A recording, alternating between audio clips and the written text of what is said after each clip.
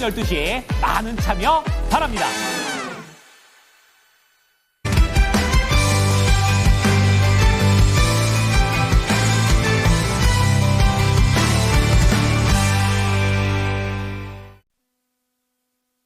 네, 이코노미 클럽 시간입니다. 오늘은 레몬 리서치의 김민수 대표 모시고 이 시간 이야기 나눠보도록 하겠습니다. 대표님 안녕하세요. 안녕하십니까.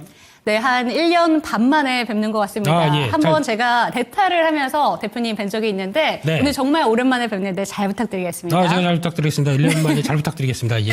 네, 오늘 시장 어떻게 보셨는지 먼저 한번 확인을 해보고 나서 주제로 넘어가 보도록 하겠습니다. 오늘 전반적인 분위기는 좀 어떻게 보실까요? 네, 오르는 것도 아니고 내리는 것도 아니고 뭔가 이렇게 뜨뜻미지근한 네. 시장에서 일단 그래도 미국이 너무 고점에서 주르륵 밀리는데 한국은 잘 버틴다. 그런 쪽에서 포인트를 맞췄지만 저희가 이제 미국에 대비해서 버티는 것 가지고는 이제 양이 안 차요. 좀 가야죠. 올라가야죠. 네, 그런 쪽을 지금 생각을 하고 있는데 내일 또 중요한 엔비디아 실적 발표가 대기하고 있다 보니까 뭔가 움찔움찔 하려고 하더라도 좀 막히는 느낌입니다. 그런 쪽에서 일단 뭐 오후장엔 큰 변화 없이 뭐 요 정도에서 끝나지 않을까 생각되고 있고 내일을 준비하는 마음으로 또 시장을 봐야 될 것 같은데 근데 자세히 보게 되면 그렇다고 섹터는 죽질 않았어요. 네. 예, 어제까지 강했던 뭐 전력기기나 어제 조선 기자재 뭐 이런 쪽들은 LNG 쪽들은 또 약간 매물이 나온다고 하더라도 새로운 섹터가 또 찾아서 자리를 차지한다.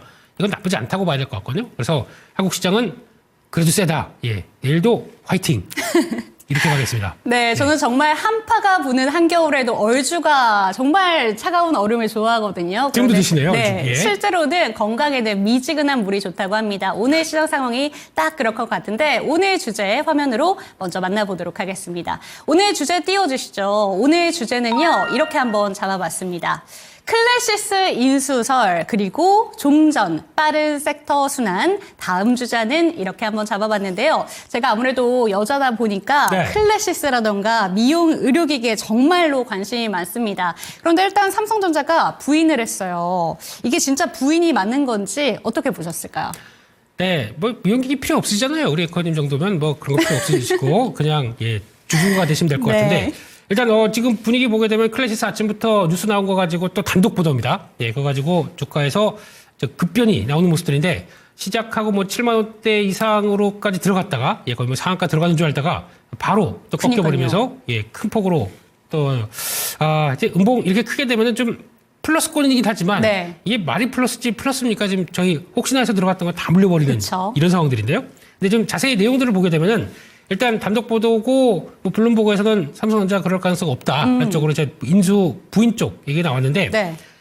이제 삼성전자의 입장으로 보게 되면 삼성전자는 그러면 아무래도 이제 약간 뭐 사업을 여러 가지 다각화하겠다는 입장 쪽에서 클래시스라고 하는 이 임용기기 쪽에 좀 알려진 주자를 사겠느냐 네. 이게 관건인데 살까요? 삼성전자가 왜 굳이 이런 쪽을 그래서 제가 보기에는 처음으로 뉴스 나왔을 때도 그냥 갸우뚱했었거든요. 네, 그래서 일단은 아닐 가능성이 저는 높다라고 생각을 하고 있고 뭐 주가가 빠지다 보니까 고점에서 밀리다 보니까 그런 건 아니라 처음부터도 이런 생각이 들었었고 두 번째는 그러면 이제 이런 뉴스가 나오는 배경들을 더 중요하게 보셔야 될 것 같습니다. 이 회사의 지금 최대 주주가 베인캐피탈이라고 하는 최대 주주가 있는 상황 쪽에서 그리고 매각을 앞두고 있습니다. 매각을 앞두고 있다 보니까 여기저기 이제 이런 얘기가 많이 나올 수 있고 이거를 난 잘 팔아야 됩니다. 비싸게 잘 팔아야 됩니다. 그런 쪽에서 나오는 루머 중에 하나다라는 쪽으로 보시게 되면 왜 이런 현상이 벌어졌는지에 대해서는 이해가 되실 수 있을 것 같습니다. 그만큼 성장세도 뚜렷하고 앞으로 이제 클래시스가 이제 보여줄 수 있는 그리고 또 이제 여러 가지 성과에 대해서는 기대를 할 수 있는 편들이고 게다가 지금 요즘에 외국인 관광객들이 많이 들어오잖아요. 그쵸. 한국에. 네. 저 여기 조금만 넘어가도 홍대만 가도 이제 엄청 많아요. 네. 많은데 그중에서 외국인 관광객들이 와서 돈을 어디다 쓰느냐 이걸 봤더니 돈을 어디다 가장 많이 쓸까요? 피부과? 그건 이제 참 다음 얘기인데 벌써 얘기를 하시면 안 되는데, 그래도 오셔가지고, 뭐 호텔하고 뭐 음식료하고 이런 거 쓰겠죠. 근데 그 중에서 기타 쪽에서 나오는 것 중에 하나가, 말씀하셨던 피부과. 옛날에는 성형외과가 더 많았습니다, 압도적으로. 근데 지금은 성형외과는 와서 아프잖아요.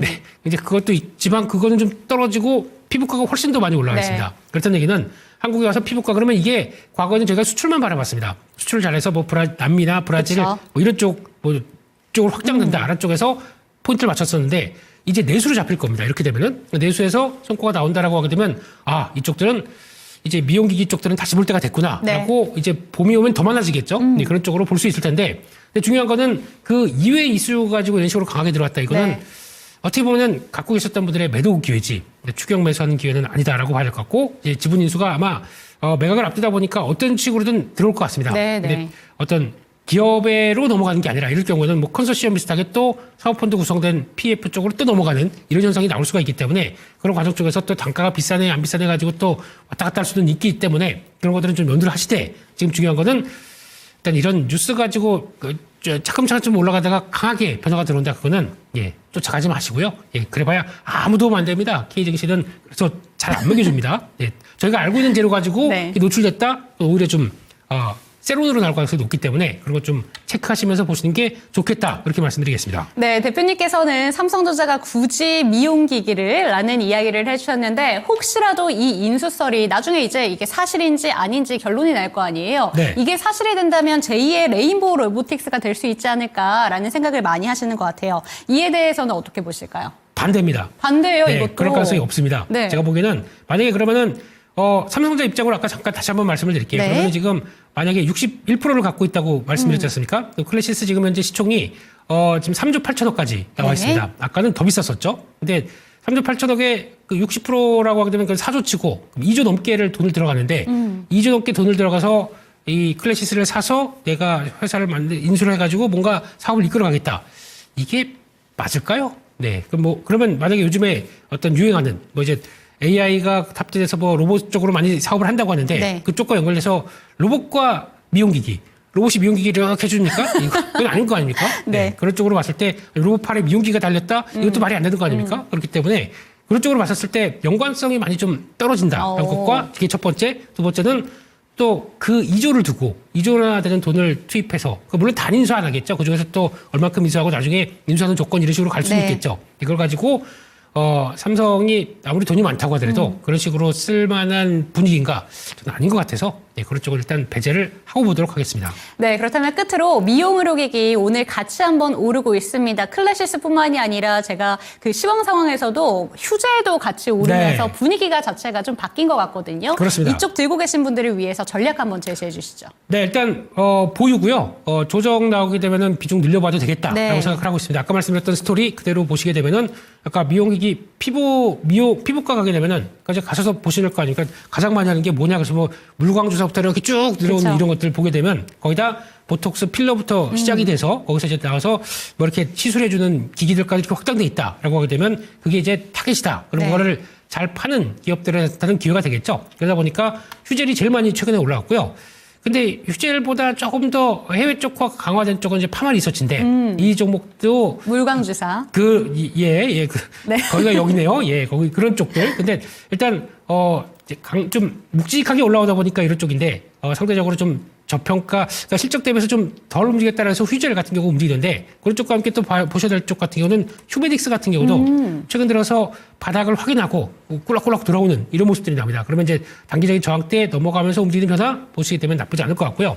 마지막으로 비올이라고 있죠. 이것도 작년에 상당히 많이 움직였다가 지금은 거의 정체를 받고 있는데 작년 실적 나쁘지 않았습니다.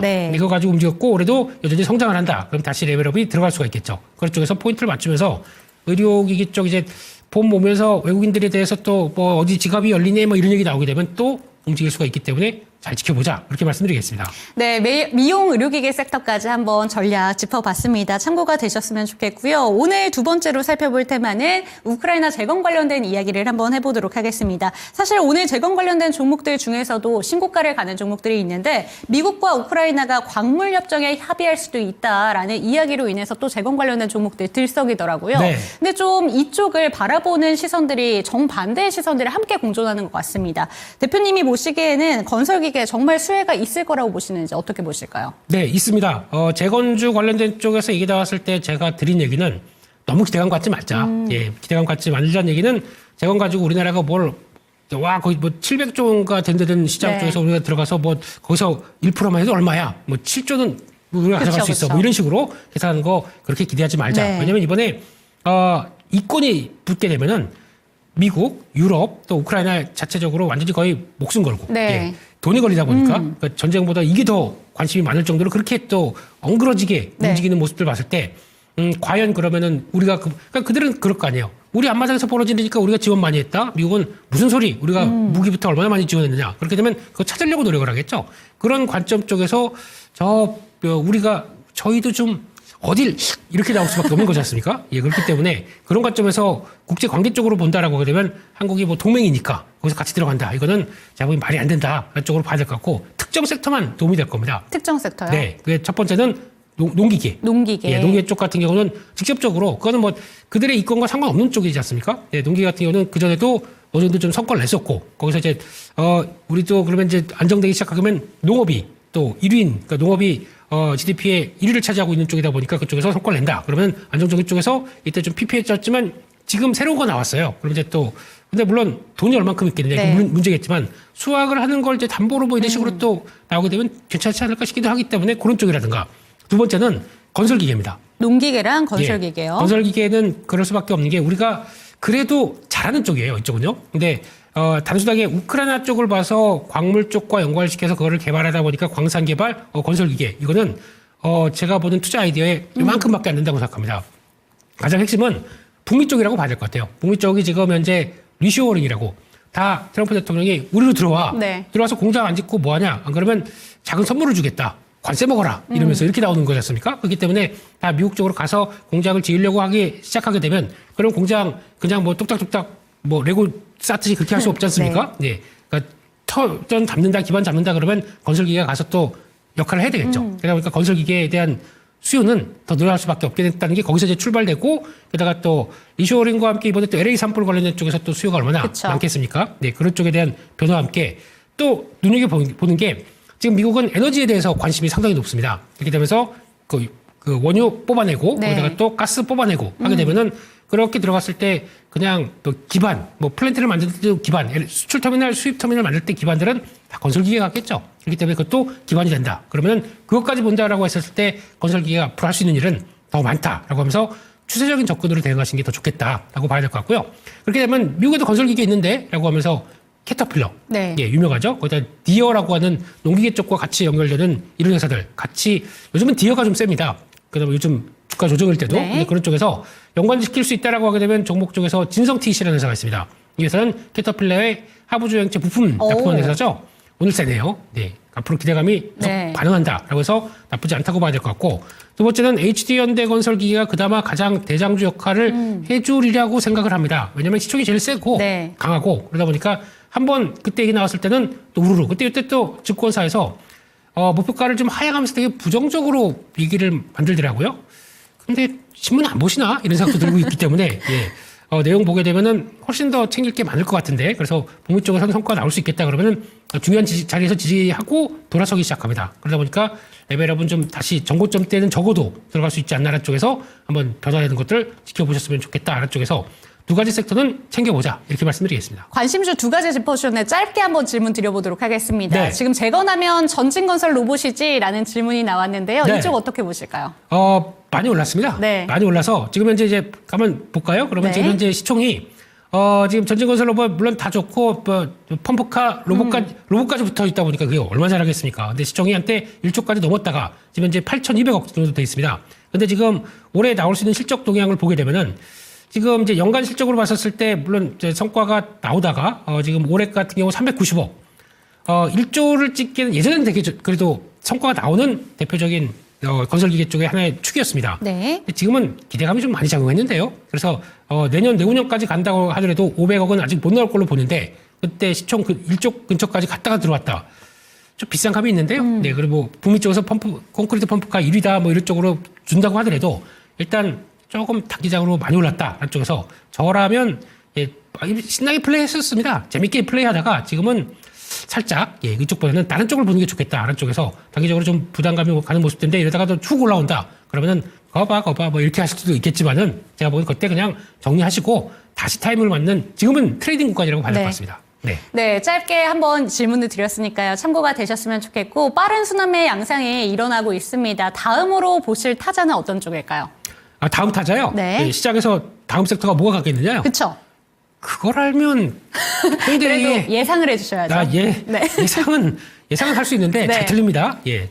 다음 테마는 그래도 엔비디아 실적이잖아요. 엔비디아 실적 오늘 밤이죠. 네, 예. 그러다 보니까 엔비디아 실적 관련된 쪽에서 그동안 좀 많이 빠졌어요. 네, 실적에 대해서 뭐 그렇다고 지난 실적들이 뭐 크게 바뀔 일도 네. 없을 것 같고 지금 가는 기조까지 움직인다라고 하게 되면 뭐 여기서 주가가 빠졌으니까 우리 황 선생님도 계속 좋은 얘기 하겠죠. 네. 예. 그래서 왜냐면 자기 주식도 팔아야 될 게 좀 있고 그러다 보니까 열심히 이걸 세일을 하게 되면 제가 보기엔 내일은 오른다라고 생각이 들어서 그러면 거기 정치됐다가 오른 거 쭉 나오게 되면 국내에서도 하닉스를 비롯해서 엔비디아만 보고 움직였던 체인들 있죠. 그런 것들이 좀 반영하지 않을까라고 해서 그쪽 관련돼서 뭐 HBM 쪽의 장비라든가 아니면 또 그 밖에 또 전력기기 이런 쪽도 최근에 많이 빠졌잖아요. 네, 그런 쪽들을 같이 보셨으면 좋겠습니다.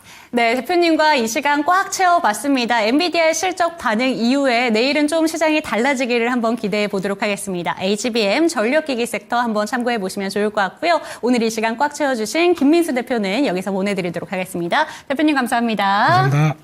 네, 오늘 이 시간 이제 마무리해 보도록 하겠습니다. 종목에 대한 상승과 하락은 보장하지 않는다는 점 반드시 기억해 주시고요. 내일 이 시간도 저희와 함께 해 주시기 바랍니다. 시청해 주신 여러분 고맙습니다.